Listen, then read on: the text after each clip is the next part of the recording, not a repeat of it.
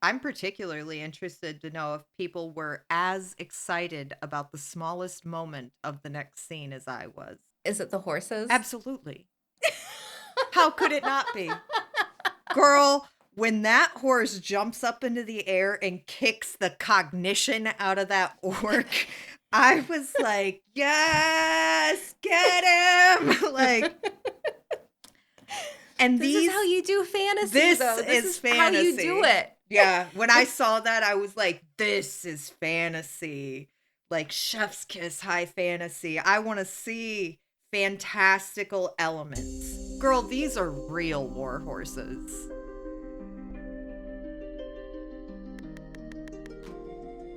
Hello and welcome back to the channel. Amber here, joined with Laura.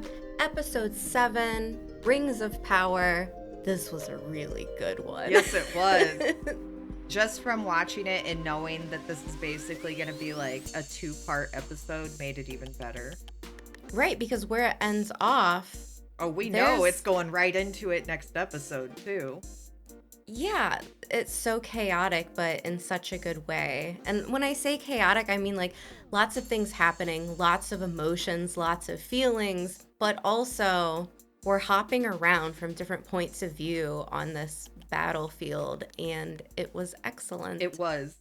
Where we start out the episode, we're back with Celebrimbor in the smithing tower, and at some point, you've got to wonder how much power it takes Sauron to even keep the illusion going. One thing I noticed is it doesn't deplete him to do this. Right, he seems fine. Yeah. He doesn't seem stressed or struggling or burdened with whatever he's doing to create this massive illusion. Yeah.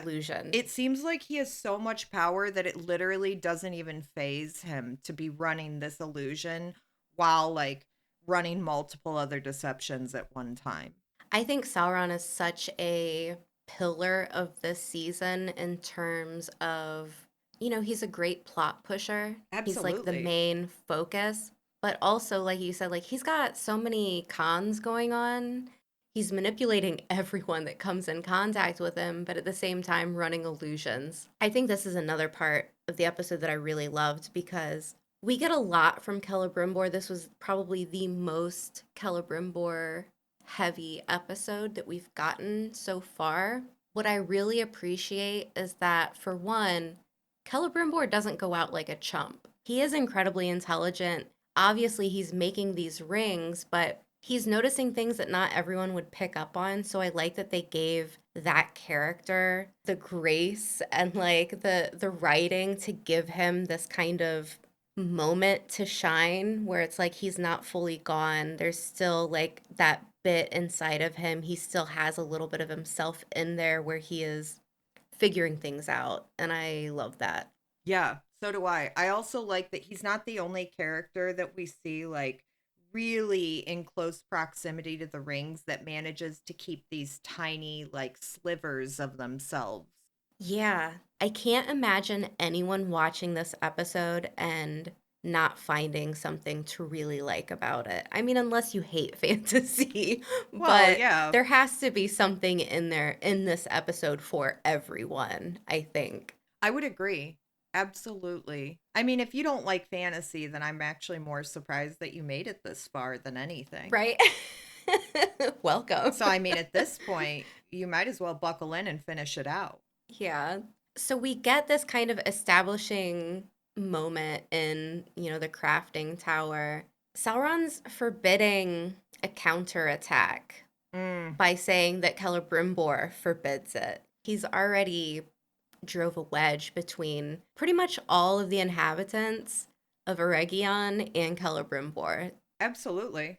The big moment that kind of kicks things off is the orcs damming the river, right? That was brilliant on Adar's part, but it also like goes to show how much studying Adar's done of the weaknesses around Eregion because he was ready. Adar is very formidable. Like what a good way to position this season where it's like we've got a bad guy, we've got another bad guy. There's so much going on, like chaotic in a good way. But Khazad-dûm, we didn't get a lot of time there, but it had it all. It really did have it all. Even in that first scene, we go through so many things like so quickly. First, we're like, oh man, Annatar really does have a plan to keep all of these pieces moving the way he wants. And then it's like, oh wow, that was a really good move by Adar. Like I kind of underestimated Adar's how formidable he is as an opponent because he's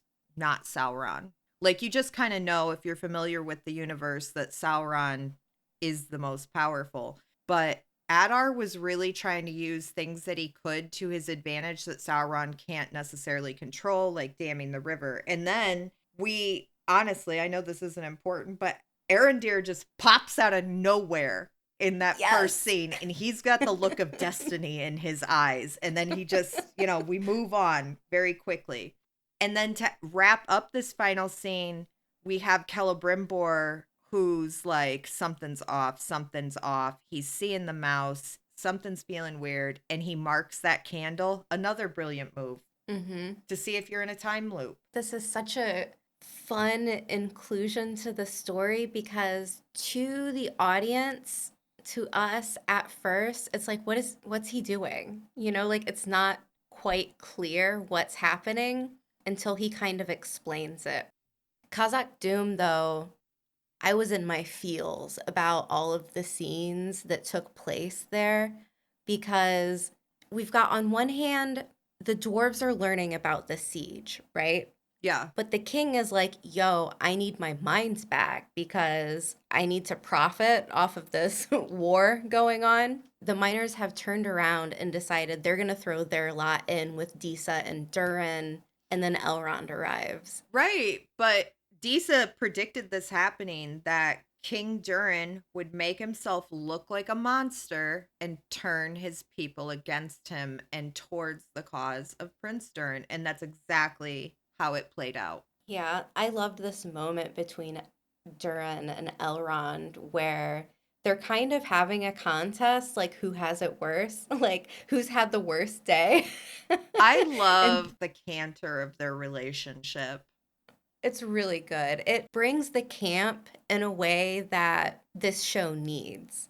I think like there's a bit of like a loving silliness to it where it feels similar to how it feels watching the movies for me anyways, but Durin's like, "Hey, actually I'm about to overthrow my father." And Elrond's like, "Well, we're about to lose a whole city if the dwarves don't throw in with the elves and come to our aid." And then it like cut scenes again and you're like, okay, so we've got the potential here for Sauron v Celebrimbor v the elves v the orcs v Adar v the dwarves. Like it feels like everybody's coming into it and converging almost Yeah. at least at this moment. We learn later that's not the case, but It it's definitely, hype. yeah, it's It hype. brought the It hype. feels like we're going to get chaotic. It's about to be a melee. And it was even without the dwarves. Right. At this point, we know for sure Celebrimbor has figured out the ruse. And a lot of it is all because Annatar didn't consider the mouse. He left that damn mouse in that time loop, and it gave Celebrimbor like a really finite spot to like focus in on. Yeah, it's like the security guard that's too lazy to do his job, so he just, like records over the old tapes of him doing the rounds. Right. Like And then that argument, the ensuing argument from that moment, leads to Celebrimbor launching that hammer through the window, and that seems to really kind of fully break the spell. And he's so understandably devastated in that moment as the reality of what's been happening really starts to settle in. it broke me. Like watching Celebrimbor this episode broke me. I didn't think that I had such a strong emotional attachment to this character until this episode really puts him through it. But I think the other thing too is Celebrimbor kind of confronting Sauron, being like, I know who you are. It kind of ups the evilness of Sauron, right? It's kind of like, okay, well, he knows who I am now. It almost feels like he's upset that Celebrimbor figured things out, like that he kind of outsmarted him in a way, but this is where things get really, really awful Right? because when Celebrimbor walks out, he's trying to warn Verdania, and everyone's just looking at him like, you're lost, like no one is on your side anymore. And I think that's the part that really broke me. Yeah, that was hard to watch. And we also find out during this little argument that that vial of quote unquote mithril is not mithril. Not It's at just ink. all. It's just I think it's like Sauron's blood cuz That would be even like more wild. I like that way better than ink. that it was Sauron's blood because in that moment you see the glimpse of the hand and the slash mark and there's like all of that black dark blood that kind of matches what's in the mithril vial and I was like in that moment I was like oh my god this gives so much context to into why the rings of men worked in such an utterly enveloping way. They literally have Sauron's like hate and malice and he himself in them. That's a great point. That's a really great point. Also, in a previous episode, or I guess it's right before the illusion starts, he slits his palm. And I was like, is this like a blood magic type thing? Does he need like his own blood to like pull off this illusion? Was it both? Like, did he do something like that for the illusion and to collect his own like ink blood for later? Like, I don't know, but that's wild. And also, doesn't this kind of prove that the mithril is not essential to the rings? Or that it just creates a different effect, like with the alchemy of like what's inside? Perhaps like the ones that have mithril aren't as Devious. devious or just work a little differently. I could see it being like, unless you have something from a sorcerer of the magnitude of Sauron's power, then yeah, you'd probably need the mithril. I don't think the elves are capable of substituting the mithril without Sauron. Yeah, I remember I think the last episode of season one is called Alloy. So when you're talking about alloys, you're talking about like the different types of metals that can be combined to create perhaps a more stable metal or a more flexible one, or, there's different combinations of metal that you use for different results. So them kind of playing with what's included in the rings makes a lot of sense for me. I don't know if this is lore breaking by any chance, but as an outsider, I really like this. Me too. Even if it is lore breaking, I appreciate how it makes me think of things in the movies. Yeah. Whether I'm 100% wrong or not, I've had a good old time being like, "Oh, that reminds me of this part of the movie." At this point, we're up on the battlements. Celebrimbor is trying to, like you were saying, he's trying to tell everybody. Everybody's like, "You're nutty," and Annatar makes him toss Mirdania over the battlements, which only works to even further the idea that Celebrimbor is out of his mind. That was diabolical. So diabolical. And the look on Celebrimbor's face when that happens is just utter devastation and shock and terror. It was a lot. And not only does she like fall off of the ledge, but she gets like, doesn't she get stabbed afterwards too? Like, oh God, this poor woman. It's another example of Sauron manipulating people. Like she was nothing to him. He was cozying up to her the whole season, and this is how she ends. This is how almost it seems like anyone who gets close to Sauron ends. But this next part is where I started to get hype. Like this is where I started to kind of like looking through my notes, or I'm like, ooh, I see a lot more words being written in all caps. Like, Well, at this point, now the elves are fighting the orcs instead of everyone staying on task and fighting Sauron. Even the battlefields have descended into chaos of different factions all fighting with one another. yeah, when the elves arrive to the orc encampment and we see this like very stereotypical like high fantasy charge like the elves on their horses. That was a beautiful scene. What a shot. That couldn't have been all digital. I know that there had to have been a lot of real people on real horses in that scene. And even if like the whole amount wasn't real, controlling that many horses, like doing all of that is just, that's really impressive. The shot that they got for that was just awesome. Gil Galad looks incredible. I found myself really excited every time I saw him this episode because he's just Dripping. Always. always, Love it. always the gold, but also like he just has some really cool moments where I'm like, man, he's a badass. Like I like this guy. Yeah, he has these moments because there are times where you're like, where I've been like, I wonder why Gil Galad specifically is like king of the elves. But there's been a lot of moments through this season where we kind of see why he's the High King, and it's not like somebody like Galadriel or Elrond. They're a little bit more charge in ask questions later about things, Yeah. whereas Gil-galad is a little bit more like, let's see how things pan out. But yeah, I really enjoyed him as a secondary character this season, and especially in this episode. Yeah. The meeting, so this charge doesn't go as planned because No, Elrond calls everyone to halt because he sees Galadriel in the cage.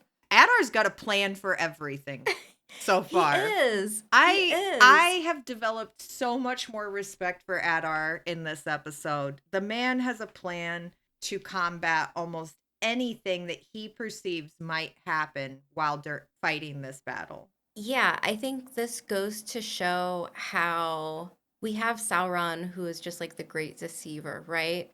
And deception works good and all, but something that also works really well is someone who is a great tactician. And, Adar, he's able to deceive as well, but he's also coming up with like physical, legit plans to kind of outwit his opponents, where it's more like a chess game and less like a magic trick, if that makes It sense. does. How did you feel about this kiss between Galadriel and Elrond? Okay, so I think that was a mistake on Adar's part. Oh, for Like sure. that For sure. Adar's greatest downfall to being a villain is he's a little too soft-hearted to be a villain. He's a little too understanding, a little too caring. He doesn't make a great hero, but he also is a little too soft as a villain. This was a slip up. He let them get way too close to one another, and I think that the kiss was really just a show about getting the pin to her, because if you're distracting everybody with one hand, they don't see what the other hand is doing, kind of Yeah. thing. For a second, I was like, was that thing in his mouth? Did he like slip it to I her I was via kind of mouth? wondering But if it was in his mouth, but then I was like, no, they had to just be using the kiss as like everybody's staring at them kissing when nobody's staring at their hands. yeah, because she looked shocked afterwards. She was like, "What? What?" I think it was double, like double meanings. She was shocked because he kissed her and then like shocked like, "Oh shit, he just slipped me something into my hand." Yeah, I've never once gotten the idea that they're romantically interested in one another. Me either. It was a smart move on Elrond's part. Yeah. So the next hype moment is this Khazad-dûm Durin speech because this was everything for me. This is what I want to feel when I'm watching Lord of the Rings. Like I want that really over the top, inspiring battle speech, and this just it ticks a It box for me. It's delivers. This so is good. prime time Lord of the Rings scene here. Yeah. Oh, I love this scene. I don't even have much to say about the scene itself outside of like, I just really enjoyed watching it. Yeah, I the one thing that I wanted to touch on is how much Durin decides to talk about the dwarves' loyalty over greed and their bravery. And it's like in this moment he's formulating his almost like political identity, right? Like, this is who we are, this is what we stand for. On one hand, he's encouraging everyone to like join this war with him, but on the other hand, his words are also used in a way to kind of show the people that he's not his father. Like, I'm not going to focus on greed like this guy over here, like my father who needs ousted, like, join me.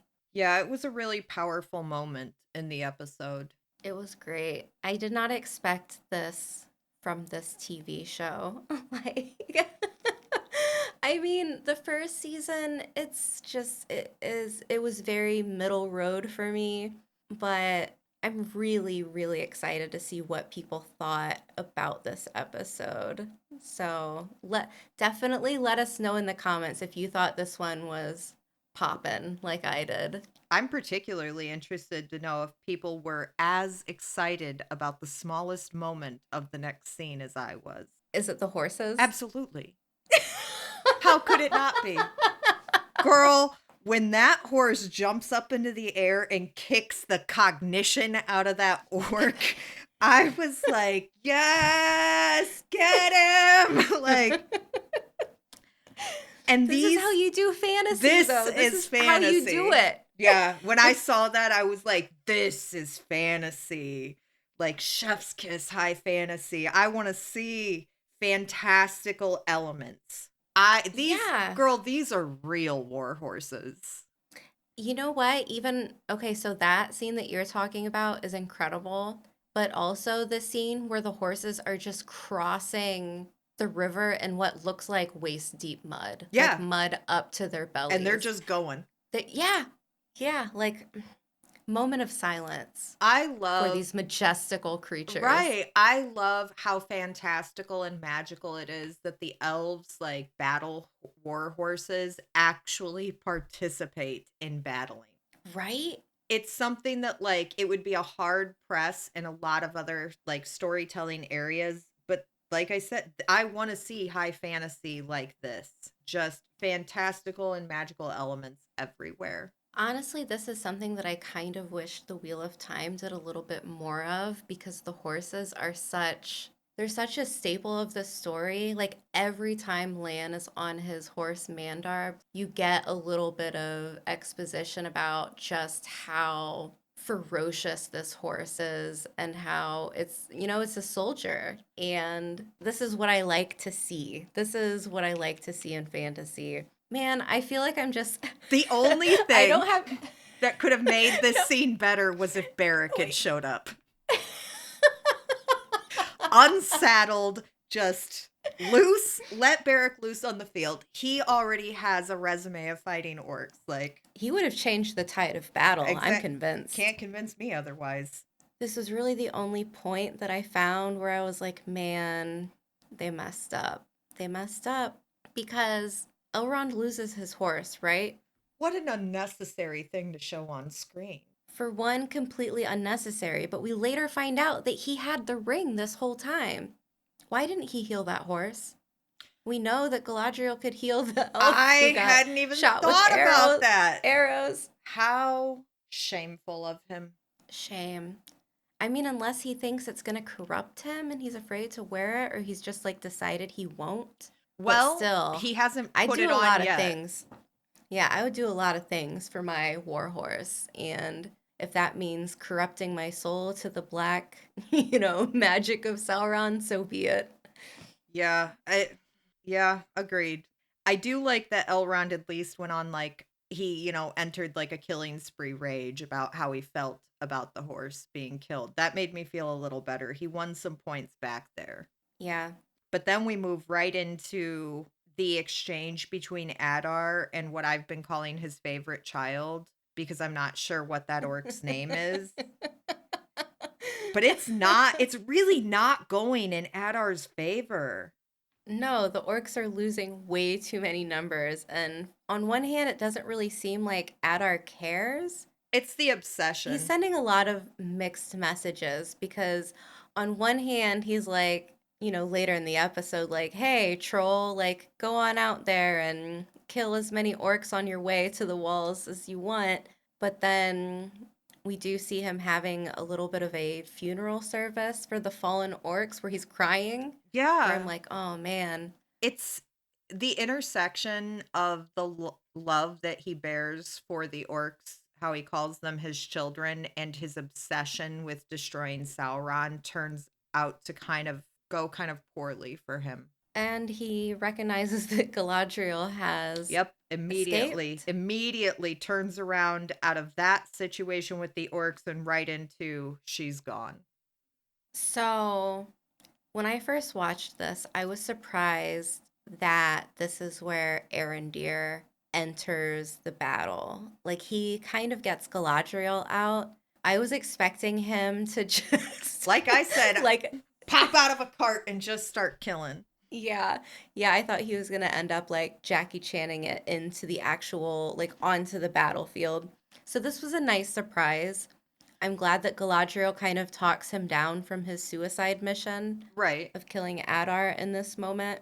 I actually wasn't surprised though that he showed back up in a moment of need. Right. That's Yeah, this he's really it good at fits. that. It fits. So this next scene at Khazad-dûm where we have the dwarves ready, like they're souped up, they're ready to go to war, and then we have this messenger kind of run in and he's like, "Yo, yo, yo, yo, wait, wait, wait." The king has turned his axe on his own men. He also says he's going to lose that beast. So you're thinking what I'm thinking, right? Balrog. It's Rogan time. So on one hand, I have to assume that is there like some type of link between the king and the Balrog, or does that mean that he's digging right now and that Khazad-dûm is literally going to fall to pieces, resulting in the Balrog escaping? Ooh. But it seems like whatever's going on with the king, he's about ready to get this Balrog King out in the Durin open. is just tearing that mountain up trying to get to the riches of it.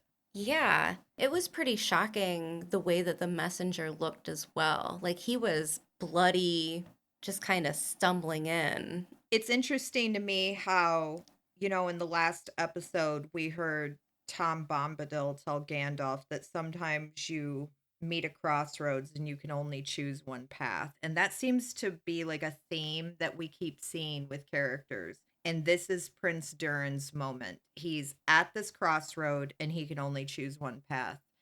And he inevitably has to prioritize the well-being of his people over his commitment to Elrond because King Durin's going off the rails right now. Yeah, the dwarves don't make it into battle. The one thing that really worried me about this is what does it mean between the relationship between the elves and the dwarves? So is Elrond ever going to be able to forgive Prince Durin for what happened right now, or will he understand and be like, there we could regroup at a later time and figure things out? Yeah, there's already a very delicate balance in the relationship between dwarves and elves. Right. Each side has their contentions with one another, but a lot of the times they seem to just kind of work together because that's what's best for everybody. But this moment could really change the tides of how willing the elves are to continue fostering a relationship.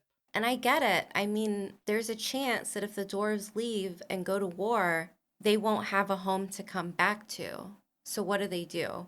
Where do they go? Like, what do they decide? I understand the choice that was made. Absolutely. But as we move back to Eregion, this, oh, girl. Girl, this is where Annatar really starts to make some mistakes. Why? You're already getting your way. Celebrimbor is making the rings. Stop talking. Stop talking. You don't need to say Just a monologuing. word right now, except he can't resist that villain need to monologue. And he's saying things like, whose will is the mightier? Yeah, this is definitely the time to be giving people ideas. But he ends up talking his way into giving Celebrimbor the fuel he needs to resist. Yeah. I really appreciated the line from Celebrimbor where he says, "You truly are the great deceiver. You can deceive yourself." Yes. Like, because Sauron is so plainly painting himself as the victim here and telling Celebrimbor that he made his own choices, like he's in this situation because almost he wanted to be in this situation. Like gaslighting to the 10th degree. It was wild. Celebrimbor refuses in a way to become the victim, and he cuts his thumbs off to get out of his manacles, which that was rough. That was hard to watch. His will is the mightier. Exactly, exactly. This was what a hero's end to Celebrimbor. I mean, it's not his end isn't here yet, but in the terms of this episode, he really finds the willpower to like resist and do what he needs to do for his city, for a plan of the future to get the rings out of there. Like he's doing so much, and ooh, it really makes you wonder about if you were to look at all of this that happened from the perspective of like the future of the elves. If they were looking at it in a history book, what would the history say about Celebrimbor? Would he be a traitor, or would he be a victim, or would he be something else, It also depends on how much information goes into it. Like, Right? maybe none of it goes in and they just kind of like elf wash his story. Elf washing. Yeah. These next moments, though, oh, they had me hanging on by a thread, because he gets away, but then he's like immediately caught too. And as he's being hauled away, luckily, Galadriel busts in out of kind of nowhere and stops this detainment and then ends up restoring a lot of his credibility. I like how she was just able to step right in and be like, release him. This is the Lord of Eregion. This is Celebrimbor. That was Sauron. Let him go. And everyone's just like, okay. Yeah, no one's going to say no to her. Mm-mm. I also really enjoyed the moment where they both take accountability for how they've blinded themselves to Sauron over their own wants. And Celebrimbor says that he won't abandon his city or his people and that the light will always endure before they have this like tender, unspoken goodbye. This was really one of the highlights of the episode for me. Yeah, I think it was. I really appreciate that. Like I said, like Celebrimbor doesn't go out like a chump. He's gonna go down with the city. And it's a nice moment of redemption for him, for his character. Yes. He's gone through so much. So it's really nice to have this last, like, heroic deed done by him. And I shouldn't say the last because we don't know what happens later, but it looks like he's doing what's necessary to save lives and to get these rings out. And as he's doing that, we've also got this like last stand on Elrond's part, which is just so we had like the moment in the beginning where it's like, oh no, everything's going to shit. And then we have that moment where it's like, okay, now I'm getting hype again. Like the war is raging. We've got some awesome fight moments. And now the tone has dropped to like a very dark, sad place. Like Elrond's archers are going down bad. The one female archer just gets turned into a pincushion. Yeah, but when she rips that arrow from her Yes, own back own and sends body. off the perfect shot, oh, fantasy at its finest again. Yeah, it was really good. She hits that oil, and I mean, everything explodes. She's down. She gets hit with another arrow. We've got Adar at this point sending in the troll, and then I get a little bit confused because I'm like, obviously, I'm not cheering for the bad guy, but that troll sent me. Him just charging in, throwing orcs around. At one point, at one point, he throws an orc at Arendir, and the way this orc's body was just like whipping around. Oh, it got me good. The only downside to the scene with the giant was that I really wanted to hear what the giant would have to say face to face to Sauron. Oh. Because look, I'm still invested in what the beef is between them, but never gonna find out. That's okay. But Yeah, the troll laughs as it dies. I mean, actually, I want to talk about the death of this troll because the way that it goes down was really cool because it was like a three-way attack between Elrond, Arondir, and Gil-galad, and the three of them working together. Like Gil-galad coming through on his horse with grappling hooks, like yes, that yes, that was incredible. I love how Gil-galad shows up kind of like just out of nowhere to help. Yeah. So this last scene is pretty much what ends the episode. And Adar and the orcs are on the warpath marching forward, and we get a lot of sorrow from Elrond because he realizes at this point the dwarves aren't coming. He says it like he says three times like they're gonna come. They will come. They will come. And they don't. Yeah, things start going really nuts. Elrond's having his little like mentee bee kneeling on the battlefield while things kind of rage around him. And in these like next moments, we see Adar really do a number on Arondir. Yeah, I think Gil-galad is telling everyone to form ranks. He And is. as that's happening, Arondir is wrecked. Just absolutely wrecked by Adar. Look, That was rough to watch. I'm taking the A Song of Ice and Fire standpoint here. He didn't die on screen. Let's see what happens. Yeah, yeah. There wasn't an on-screen I'm death. not I'm not There's a ready to let go. chance. I'm not ready to let go yet. He didn't die without having his moment. This is not the death for a hero such as Arondir. This ending where pretty much Elrond kneels to Adar and then we learn that Adar has Nenya. Yeah. If I had no clue what was going to happen next, I would be really, really wondering how everything plays out between Adar and Sauron. Like, that to me seems like the most compelling plot point for the next episode Oh yeah. because Eregion's done. Oh, It's done. it's done for. I mean, you can see that it's in ruins by the glimpses of it. Things are in chaos. I gotta say though, this was really Adar's episode. This It was. episode completely changed my view about him because while Elrond's like upset and trying to come back, to reality and terms and things as everything's raging around him, he kind of zones back into Adar right in his face and he gets ragdolled by Adar. Like, Yeah. not only is Adar like a tactician, but he's also a lot more powerful than I originally recognized him as. And now he has Nenya and he has Morgoth's crown. What do you do? I I don't. I don't know, but all I could think in that final scene was so good. Just the scene of him holding Nenya, and I was like, "Oh, we're about to get into a showdown because Adar has what he wants now, which is an elven ring of power and Morgoth's crown. I can't wait to see what he can do with the two of these things." So, someone that I follow on Twitter, Ooh. Morden 1024, you know who you are.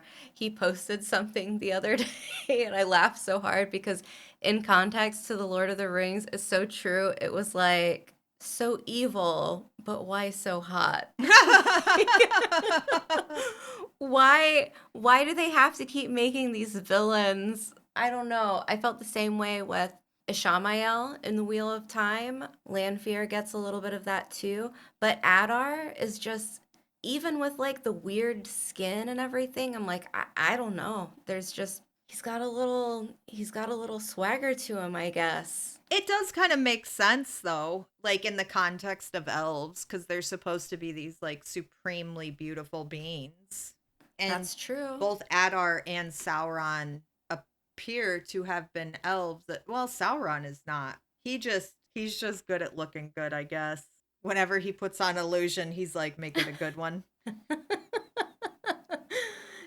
I think it's funny too because usually like the blonde wig that does nothing for me. I'm not looking at Matt Smith in House of the Dragon like, yeah, buddy. No, it does nothing for me. But you Aemond and God, what's his name? Aemond and Daemon could never pull that hair like Annatar's pulled off that hair this no. season. They could never. Annatar is just not even a hair out of place, but there's something about like Halbrand, that's a no for me. Absolute no. But Annatar, That's a I'm thinking yes. about it. That's a I'm yes. thinking about it. I don't know what it is. I don't know what they've done. I don't know how much that man changes. Like they put the wig on him. That's a whole different person. That's a totally different person. It is. I actually have really enjoyed the many faces of Sauron.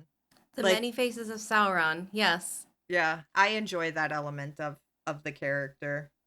Also, you know what? Gil Galad won me over this episode. Now I'm looking at him like, yeah, maybe.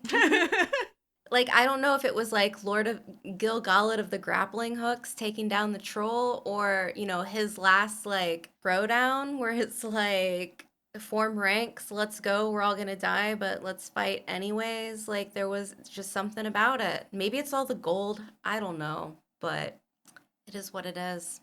It is what it is. There's still a couple storylines we didn't really check in with this episode, which means that we'll be seeing their wrap ups next episode. Yeah, I'm really excited about that because this, on one hand, I love a good battle, but sometimes it can also be a bit of a fire hose in terms of like, how do you talk about it? Where it's just like action, action, uplifting moments, sad moments, action. Like, episode was incredible. This might be one of the best fantasy battles that I've seen in a long time in terms of like television. Oh, I would agree. But the fact that we still need to wrap up with Isildur, we need to wrap up with Elendil and everything that's happening in Numenor. We need to wrap up with Acolyte Man, with the Stranger, the Harfoots.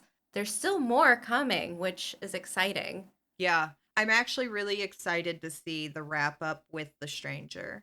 Over the course Same. of the season, I've gotten much more invested in the story. Yeah, I need to see the last moments of Tom this season as well. There's a Yeah. lot. And honestly, the stranger storyline is the one that I'm looking to for the classic Tolkien ending. We will see. Hopefully, it lives up to that expectation. I hope so, but I'm expecting that one to have like a pretty classic Tolkien ending to it. Well, wrap up, not ending. Yeah. So that wraps up this episode. We have one more to go. Please like, share, subscribe. I'm a smaller channel. It really helps me out. Maybe there will be some Tolkien fans that find this conversation interesting. Let us know what you thought in the comments, and we will see you back next time.